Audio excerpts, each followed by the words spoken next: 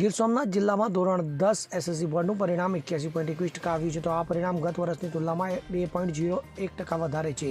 જિલ્લાની કુલ 221 શાળાઓમાંથી 26 શાળાઓએ 100% પરિણામ મેળવ્યું છે. તો જિલ્લામાં સૌથી વધુ પરિણામ શુભશી કેન્દ્રનું 95.56% નોંધાયું છે, જ્યારે સૌથી ઓછું પરિણામ પ્રભાસ પાટણ કેન્દ્રનું 61.54% રહ્યું છે. તો વિશેષ ઉપલબ્ધિ તરીકે 502 વિદ્યાર્થીઓ A1 ગ્રેડ મેળવ્યો છે. પરિણામની જાહેરાત બાદ જિલ્લાભરમાં વિદ્યાર્થીઓ અને વાલીઓમાં ખુશીનો માહોલ જોવા મળી રહ્યો છે. તો આ વર્ષના પરિણામે શૈક્ષણિક ક્ષેત્રે જિલ્લાની પ્રગતિ દર્શાવી છે.